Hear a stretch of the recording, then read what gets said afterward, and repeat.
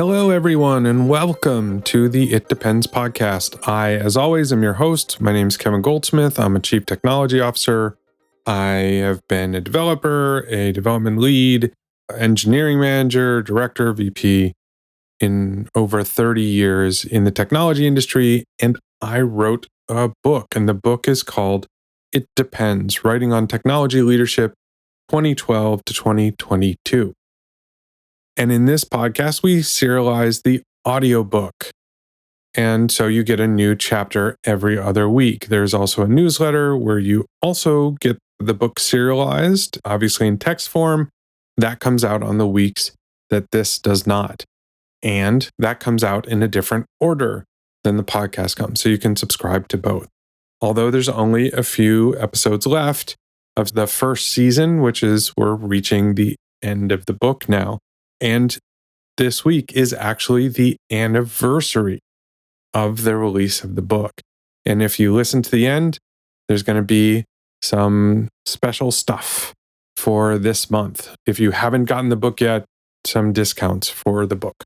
If you haven't had a chance, there is a survey that I'm giving to everyone who is a subscriber to the either newsletter or the podcast for you to give me feedback, to give me some ideas, because at least the plan right now is for me to continue the podcast even once we complete the book. You can find links in the show notes, and you can also find links on itdependsbook.net. If you're looking for information about the book, you should go to itdependsbook.net. That is where all the information is about the book, including links to stores worldwide where you can buy the ebook, the paper book, either in softcover or hardcover, or the audiobook if you'd like to. And of course, I would appreciate it if you did. For those of you in the Seattle area or those who will be in Seattle on March 12th, I am speaking as part of the ELC monthly meeting. That's the engineering leadership community, the Seattle chapter. I'll be speaking at Airbnb's offices downtown Seattle at 8th and Olive, and I'll be speaking around lunchtime, 11:30 to 1:30 is when the meetup is planned. Even though I live here in Seattle, it's the first time I will have spoken in Seattle in a while. So I'm excited to speak in my hometown, but also excited to get a chance to catch up with local folks. There's information about that at elc.community under the Seattle section. Let's get right into the chapter. We are on chapter 32 of 36, only 4 more episodes to go. This chapter is called Building a Technical Career Path at Spotify. So it's about how we created the Spotify career steps. I wrote this in 2016, but the work was actually done in 2014 because I wanted to give a little bit of time from when we did the work to have lived with it so we could talk about it. And so this is the first of 3 chapters about Spotify career steps because it was originally 3 different blog posts I wrote. This one is about the process we use to create the Spotify career pathing for engineering. The next chapter is the actual document that we created, the actual definition of the Spotify career paths. And the final chapter is lessons learned, things we would do differently, things that worked well, things that we would change. I think this idea of how do you create a career pathing for engineering shows up all the time. I see it in the groups I'm in, like the CTO networks. People are asking about this. I see it in just engineering leadership circles a lot because every new company, every startup eventually at some point has to figure out how to do a career path because they're hiring people and those people have now been at the company for a little while and they want to know how they grow. I talk a bit in the chapter about the timing of this. At Spotify, we waited way too long. We were 8 years in. The engineering team was several hundred people. It was a Spotify thing that we didn't need a career path because the engineering culture wasn't super focused on hierarchy. But honestly, until you reach a certain level of scale, and I mentioned this briefly in the chapter, but until you reach a certain level of scale, that defined career pathing is probably more a hindrance than a help. One thing is that going from a really early stage company to a mid stage company, the company changes a lot. So anything you defined at the beginning, you're going to have to change. And I think one thing I learned through this process of creating a career path is that career paths aren't supposed to change a lot. Because if a career path changes, it's like moving the goalposts on people. You got people who are working towards a promotion or working towards that next level. And if you then change the definition of level, that's a really jerk move on someone. Even if it's meant to be like a fairness thing or an improvement, it's still a tough thing to do to somebody who's been maybe working towards a goal and has almost reached it, and you just redefined what the goal was. So you have to be really thoughtful about this kind of stuff. And one of the things to be thoughtful of is not to make it too early. You got to wait till you have an established culture. You have enough people in different roles, so you understand these roles. You have enough people at different levels, so you understand what those levels should be and how you want to guide people's development. I also talk about this. The thing I'd like to make explicit is the interaction between your career pathing and your company culture or your engineering culture and performance management. Now, maybe this is already obvious to you. If you've been thinking about this stuff, it should be, but for a lot of people, it isn't. And a lot of people I've had conversations with about creating career pathing don't understand this. So I say a lot of times that the culture leads whatever your engineering culture is. That should be leading everything else, and everything else should be reinforcing it. And that culture comes from your values. So your values create your culture creates everything else. That includes your career paths. If your career paths are not aligned to your values, they're not aligned to your culture, you are now creating a different culture because your career pathing, which, as I'll explain in a minute, defines your performance management. If your career path is not aligned to your values, to your culture, you are incentivizing a different culture. You're incentivizing different values. So they have to reinforce. So if you have, for example, a strong culture of collaboration, some companies really want to put collaboration as a critical part of their engineering culture. If you have a critical value of collaboration and you don't define being better at collaboration as one of the requirements for promotion, what you are saying is collaboration is not important. If collaboration is important, getting promoted means being better at collaboration. As an example, coding or skill is always going to be critical, right? That's an important piece of career development, is getting better at the actual writing of code or testing of code or data analysis or whatever your job is. That's a critical part. And it's always got to be one of the primary parts. But everything else around it should be supporting and reinforcing your values. I talked about in the chapter on making a raise recommendation. You're comparing somebody against the rubric. You're comparing somebody against the career ladder or career pathing document, which should say, I have an employee, the employee is at this level is defined by these things. This person is either meeting those expectations, exceeding those expectations, or not meeting those expectations. If they're exceeding, they should get paid more because they're exceeding the expectations of the role at that level for that discipline. So if I'm now paying you more money for being better at how the company defines the job, then what the company is doing is reinforcing those behaviors by giving you more money for showing them. And if those behaviors are tied to the company values, I am reinforcing the company values. I am reinforcing the company culture that is derived from those values. If those behaviors are not consistent with the company values, I am reinforcing a different set of behaviors, which will over time define a new culture. if the engineering culture values collaboration and I reward you for going off on your own and delivering an important deliverable or a major feature by yourself, what I'm saying is we don't really value collaboration. What we really value is people going off and doing stuff themselves. And to the person that I've given that raise, what they'll understand is if I want this again, I should do this again. And what the people around them will understand is what we were doing is clearly not what's being rewarded. So this collaboration thing we're doing, we should stop doing that. We should go and do stuff on our own because that's what gets rewarded.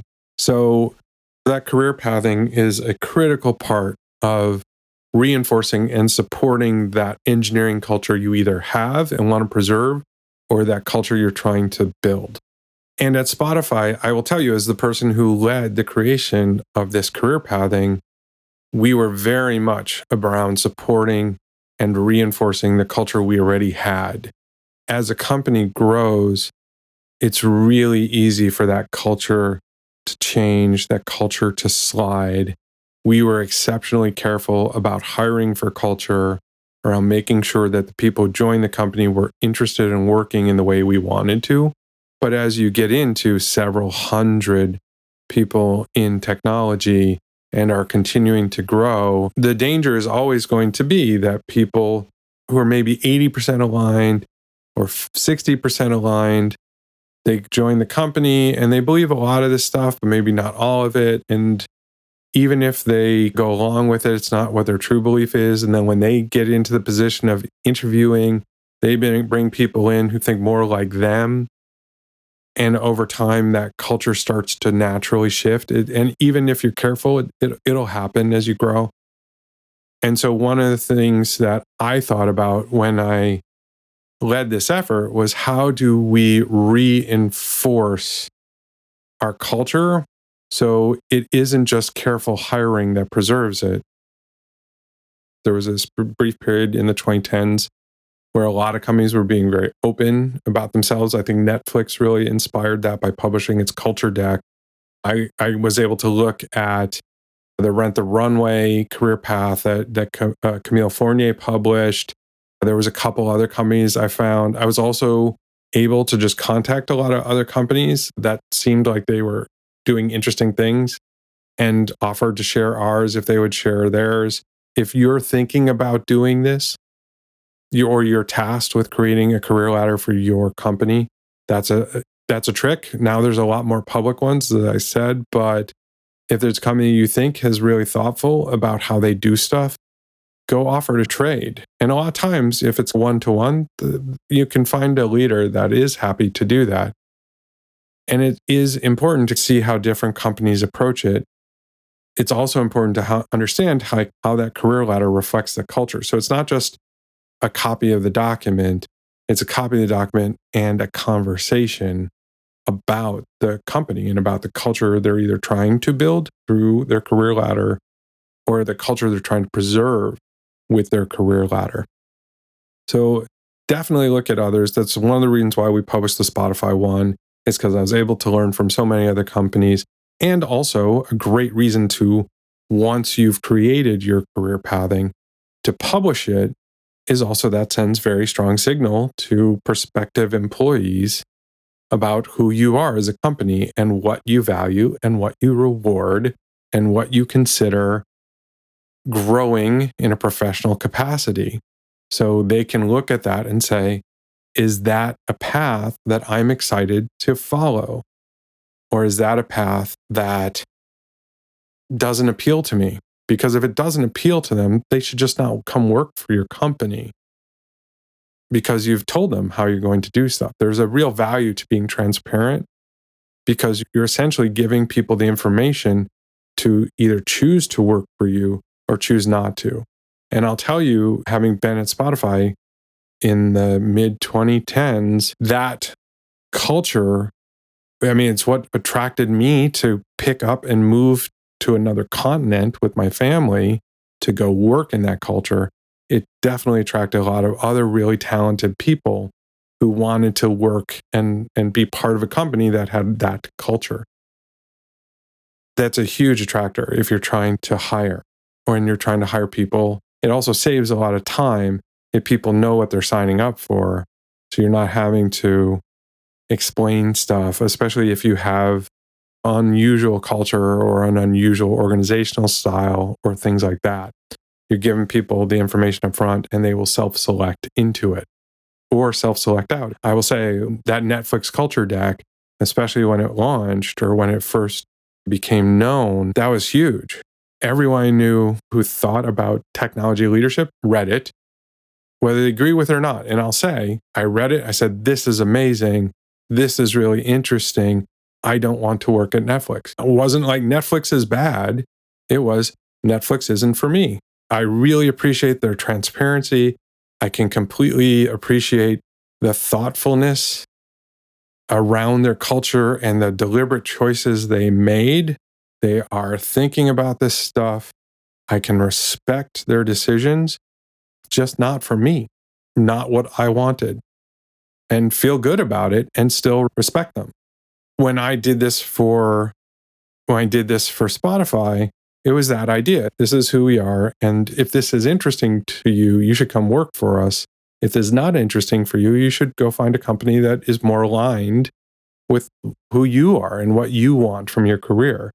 I talked about this a little bit in the context of I worked at Microsoft for 8 years. And at some point there, I decided I don't like working at Microsoft. And for a long time, I thought that was a problem with Microsoft. It was only later I realized, no, that's a problem with me. Microsoft's fine. Microsoft does just fine. But I'm just not the right person for the company. But we're in a different world now. As a prospective employee, I want to be able to see the Glassdoor reviews. I'm going to go look at the employee forums if I can find them, or people blogging. I'm going to look at your engineering blog if you have it. And if you published your career path, I'm going to look at that because that's what's going to tell me what it's actually like to work there and what's important. The other thing that's critical about a career path is it helps individuals mark their professional growth and understand their own professional development. And if they are interested in growing, in becoming more experienced or more capable in their professions, a career path should actually help them understand that and help them delineate that growth and acknowledge that growth. So that's the other critical part. And so when I talked at the beginning about how you don't want to do it too early because the company's changing and you're establishing the culture and the career path reinforces it, I'll also say, generally, folks who go to early stage companies are less interested in that. They're more interested in being able to do lots of things and not be tied in. Career paths do tend to, and it's up to you and how you author it, but just by its very nature, a career path is going to put you into a sort of functional silo, usually, unless you specifically author it not to. And again, that comes back to your culture. But it's going to put you in a functional silo, define more narrowly than if you had nothing. Those folks who like being at an early stage company where they can do whatever needs to get done, they usually don't care about that stuff. That's why they're choosing to work at an early stage company. So that's not really relevant to them. It's as the company grows, gets more established, and now you're hiring people who are expecting to take a job in a function where they're a mobile developer or they're a web developer or they're a full stack developer or they're a data engineer, and they're going to grow in that role. They're not expecting to be a data engineer and also a full stack web developer and also a graphic designer or a UX designer. They're expecting to do one job. As companies grow, you specialize. And that's where these folks start looking to, how do I know that I'm continuing to progress? How do I know in a demonstrable way that I'm getting better at this job? How do I tell my mom? What can I tell my mom or my partner? Hey, I got promoted. that kind of stuff becomes more important to folks as your company matures and you're hiring these people who are planning to build a career at your company, as opposed to love the excitement of just getting things off the ground. These are just different kinds of people. And then when you get into the bigger companies, yeah, it's very much that way. And then also at some level, you need to standardize because the company is way too big for any kind of senior level person to know everybody and to be making sure that you're doing things in a fair way, right? So that's also where you need these kind of standards and these kind of processes around development, because the company is big and it's impossible for any one person at the company to actually do this in a fair way. And you want the company to be promoting in a fair way and remunerating people in a fair way. Lots of reasons why you want this. Good reason why not to do it too early. Good reason not to let it go too late. As I say in the chapter, we let it go too late at Spotify. We're 8 years in, several hundred employees, and we were definitely at the point of people were coming into assigned roles. We did give them some level of freedom, but they were expected to do a job. And they did want to know, what does it mean to do that job better? This chapter is really just talking about why we needed to create the career steps and then the actual process. One of the things I was very proud of in the way we built it is that we did build it in a way that was really aligned to Spotify's values. Not only are those career steps aligned to the Spotify values at that time, and the best way I could think of to actually do that was to build it in a way that was aligned to who we are. As I say in the chapter, the first thing we did, the technology leadership group, we just decided, okay, yeah, we're going to do this, and this. And it was just an amalgam of where we'd all come from in our own experiences with career ladders. And so like I had some Adobe stuff in there, and we had some Yahoo stuff in there and some Google stuff in there. That's what we did because that's what we knew. And that once I said, you know what, we should do this in a way that is consistent with our values, got thrown away almost immediately because we needed to build something that was aligned to our values. And that's that process of building something in that kind of bottom up way, which was so critical for a lot of the way Spotify did things, was unique as far as me talking to other companies. And that's why I wanted to share it. We are moving back to where I started, 80s style, top down, corporate. We're getting rid of middle managers. We're talking about founder mode. But this was really designed to be, how do we create a career pathing that involves the organization instead of imposing it on the organization? Because, as I've said a lot in this podcast, in bringing people into the process gets them to buy into it, gets them to support it, helps you find problems with it. It works much better. So that was this, and this experience creating this career pathing is one of the things that has reinforced that to me. And it worked pretty well. So this talks about that. If you were thinking about, oh, I want to build a career path, but I don't just want to go steal some company or take the company I used to work at and just put it here, or go search the web, find something that looks pretty good and just take it and enforce it on my company. Lots of companies do that. If that's what you want to do that. But I probably don't want to work at your company if that's the way you approach this thing that's really important. If you just like, I don't know, we don't care about this, we'll just take somebody else's, that's fine. Okay, if that's what you want to do, you don't care about your employees, you don't care about this stuff. If you just want to cargo cult somebody else's career pathing, all right, sure. I think it's a huge mistake. I think it's worth taking the time to do something so important to the employees. It's going to be incredibly important to how your engineering culture develops. But if you want to just take somebody else's, okay, good luck with that. There's multiple ways to do it. If you are designing it yourself, you can sit down, CTO, technical leadership, maybe some HR, and just work it out and bring it to the organization. Sure, you could totally do that. That's not the way it made sense to me for how we worked at Spotify. It's not the way I wanted to do it. And I will say, when we built it at Avo, did it that way too. Smaller organization, but very much influenced by that. The way we did at Anaconda, similar. So we haven't finalized it even at DistroKid, but that is the approach we're taking because it works. It works really well. Okay. People feel consulted, people feel informed, people feel like they have a voice, and that's important. You get a sense of how important this stuff is to me. I think this is one of the most critical decisions you can make as an engineering leader in a company. I don't think many engineering leaders think about it that way, and I think that's a mistake. The things I learned this first time creating Career Ladder and researching it, and because I wanted to do a good job, talking to other leaders about it, talking to HR people about it, really opened my eyes to how important this is, how much it will define the company you're building, the engineering team you lead. And so whether you like the way we did it in this chapter and the following two chapters, whether you think it makes sense or whether you think it's stupid, bring that thoughtfulness to it.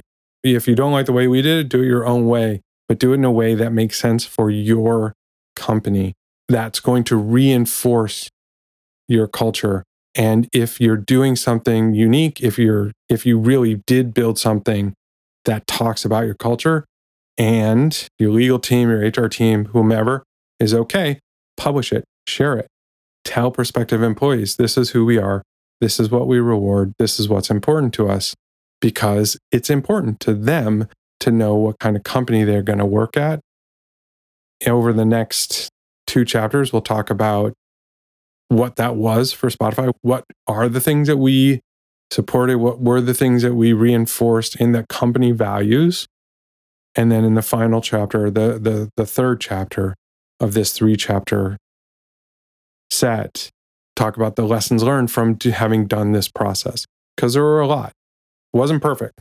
Made some mistakes. And I'm excited to talk about those as well. So without further ado, I give you chapter 32 of It Depends, Writing on Technology Leadership 2012 to 2022. This chapter is called Building a Technical Career Path at Spotify.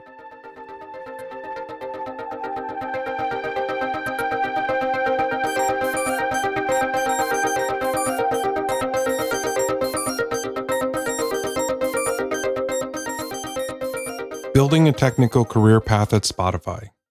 Originally published on February 8th, 2016.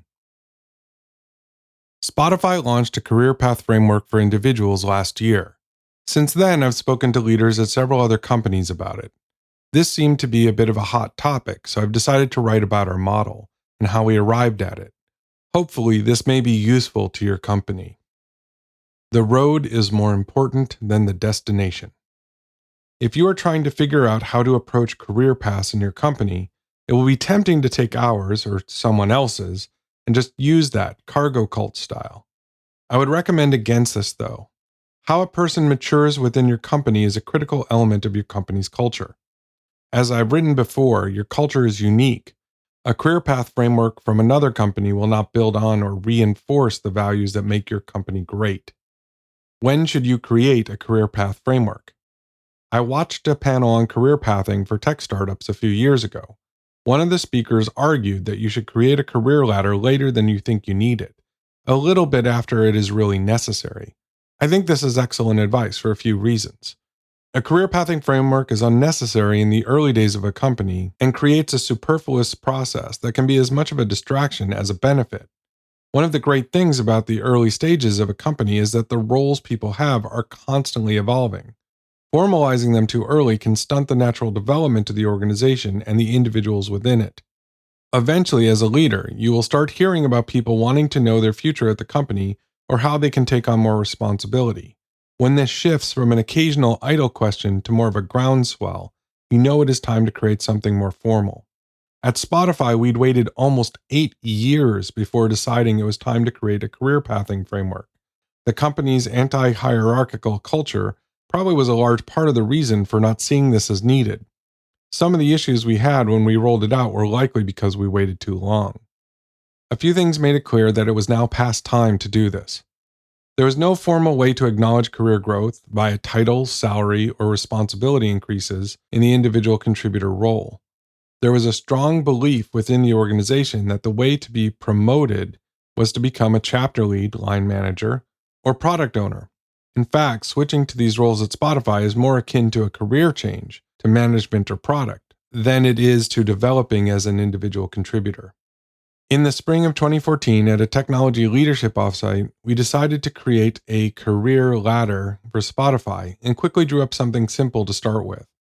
I was made the road manager, driver, or leader of the effort to flesh it out and then roll it out to our large organization. It seemed like a straightforward task at the time. That assumption turned out to be very naive.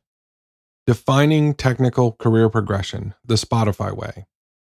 At other companies, especially companies the size of Spotify, creating a career ladder would be something that would probably originate from the human resources organization.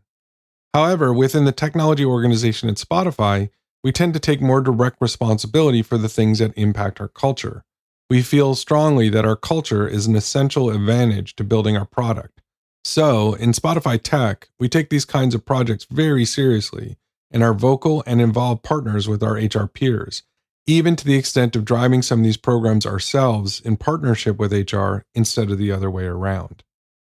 The goal was to create a framework that would make sense within our culture and work for employees from diverse backgrounds in the US and Sweden at all levels of experience and in many different, some unique, roles.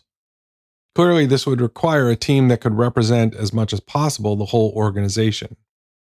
Building a working group that is representative of the organization. I put out a call to the technology organization for people who are interested in solving this challenge and who are also willing to commit the time to do it right. From the responses I received, I selected the group based on location to maximize the number of offices represented, and on the role of the volunteer to have a good cross-section of technology. I also tried to get diverse opinions on the concept of career development. We had a few people who'd been vocal in their skepticism of career ladders in general. I wanted to make sure that those voices were present as well. We were lucky enough to have our Chief Human Resources Officer, CHRO, join for several of the early meetings. Naturally, our HR business partners for technology were also involved. Their domain expertise was critical throughout the process. Doing it right takes a lot longer than you'd expect. At first, I thought that a few months of twice-a-week meetings would be sufficient to conceive and launch the program. That turned out to be ridiculously optimistic. We were able to largely define the framework in a few months, but to create something like this in an organic, bottom-up manner for a large organization requires many cycles of feedback gathering and incorporation. In the end, it took nearly 6 months from the beginning of the working group to the official request for comment RFC document. It is now over 18 months since that initial working group meeting, and it still feels like we're getting used to having the program in place, even as we prepare for the second iteration. We've spent a lot of the last year supporting the rollout and adoption of the framework. Some guiding principles. The working group began, as you might expect, talking about the aspirations for the effort and comparing our own past experiences with career ladders at other companies. We talked about which of those elements made sense in Spotify's culture. Quickly, we realized that the simple career ladder proposed by the tech leadership group wouldn't make sense. Within the first or second meeting, that proposal was officially dead and we started from scratch. We agreed on a few principles early on. This would not be a ladder with an up or out mentality. We wanted to support people who wished to maintain their current level of responsibility. The basis for advancement was a demonstration of behaviors and not achievements. We wanted our framework to be a true model of professional development. It should be about who you are and not about what you've done. In a failure-safe environment like Spotify, we didn't want to penalize people for taking big chances. We wanted to support changing roles without punishing people for developing themselves. In other career ladders we'd seen, the role becomes a silo. Switching roles could mean a literal demotion, since the requirements of a level are tied to specific areas of achievement in a specific role. We wanted this framework to reflect our team-oriented and autonomy-driven culture. Teamwork is critical to our way of working, and we wanted to ensure this was part of personal development. We wanted to support both generalists and specialists. Many folks at Spotify move around the organization to develop a breadth of skills, while others like to get especially deep in specific technology areas. We wanted to support both of these types of people. We believe that career progression is marked by your impact on progressively larger areas of the organization, your sphere of influence. We shunned the word ladder from the start, influenced in part by career ladder skeptics and our desire to support multiple ways of development. Struggling to describe our career pathing model, we eventually came upon the word steps, thinking more about rocks in a stream than a staircase. The rocks will let you move side to side or even backwards, or move forward eventually. The framework was named Spotify Career Steps. A set of 5 characteristics. We were able to build on some of the efforts that had come before in the technology organization. Specifically, the Agile Coaches Guild had spent time developing a common set of core capabilities they thought each Spotify developer should have. This became the basis for the areas of development of our framework. We then added 2 additional areas to reflect professional development within our culture. The 5 characteristics of Spotify employees that we identified were: values team success over individual success, continually improves themselves and their team, holds themselves and others accountable, thinks about the business impact of their work, and demonstrates mastery of their discipline. I will go further into these characteristics in the next chapter. A set of 4 steps. There was some discussion around the number of levels to have. We decided it was easier to add more levels later than to remove them if we created too many. Given that we had already decided that being more senior meant being a resource for larger and larger parts of the organization, mapping levels to our levels of organization seemed like a reasonable first approach. The 4 steps of career development at Spotify that we decided on were: individual. At this level, you are new to working and are figuring out how to be productive and contributing member of the company. Squad, chapter. These are the teams that people primarily belong to. You are now a contributing member of a team and are a resource for the people you work with every day. Tribe, guild. These are the larger teams organizationally or functionally that people are part of.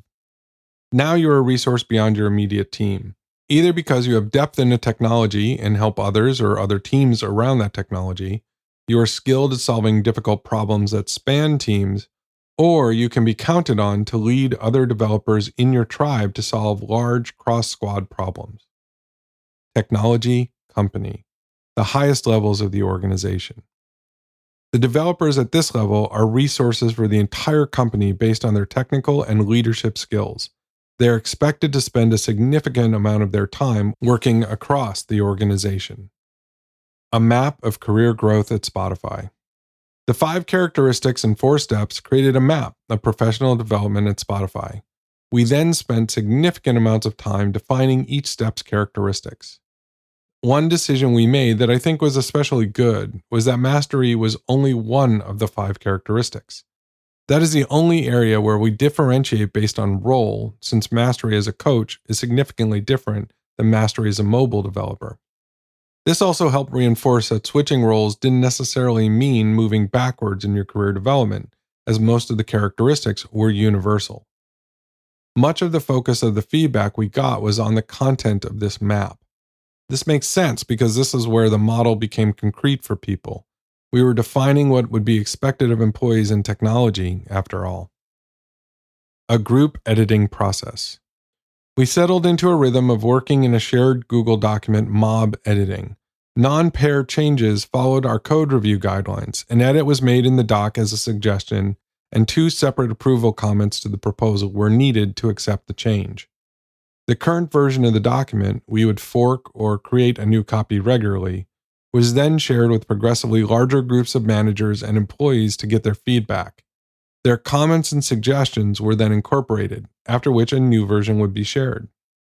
The rounds of feedback and tweaking were extremely valuable. We realized we weren't doing enough to support introverts in the initial versions, for example, and had to go back and make significant changes. After several months of revisions and sharing with progressively larger groups, we finally created an official RFC version, which was then shared with the entire organization for comments and suggestions. This particular collaborative editing and progressive review process ended up working quite well. There were some improvements that I will recommend in the third part of this series. At this time, I want to recognize the initial working group that was instrumental in creating the process and the document. We worked so well as a group that in retrospect, it was hard to remember whose ideas were whose. Any suggestion that any of us had was improved by the others involved. While I'm writing about what we did, the work itself was a truly collective effort by Chris Angovi, Daniel Prada, David Poblador y Garcia, Eli Daniel, Enrique Imberti, Jessica Jolson, Kevin Goldsmith, Kinshuk Mishra, Olaf Svedstrom, and Will Meyer.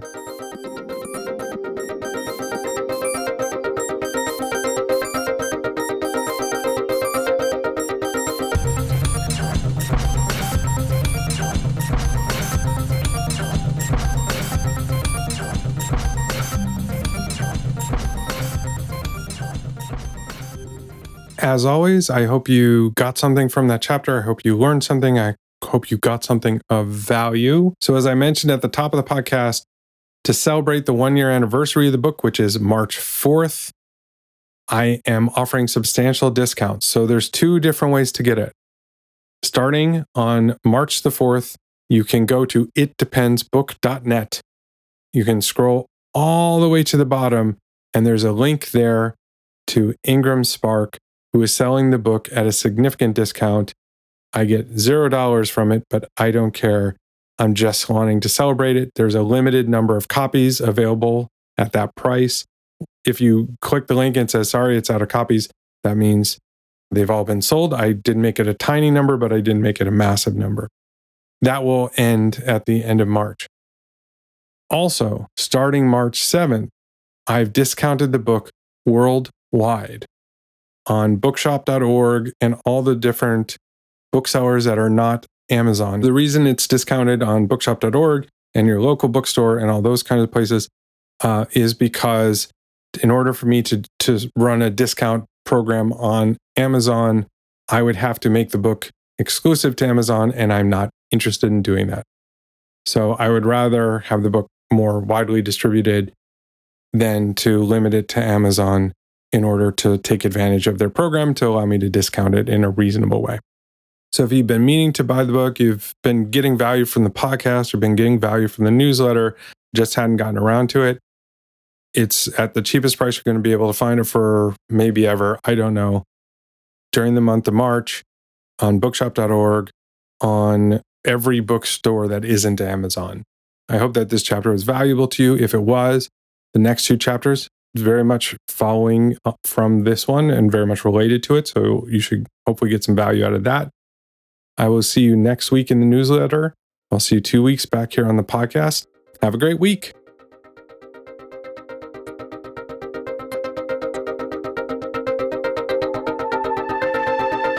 Thanks so much for listening. Please, again, subscribe, rate, share episodes of this podcast on your favorite podcast app.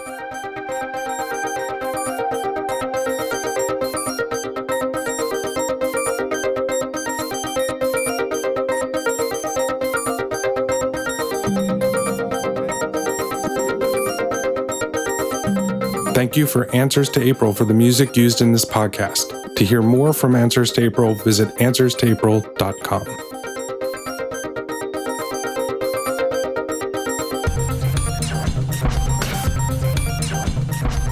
This podcast is a production of Unit Circle Media.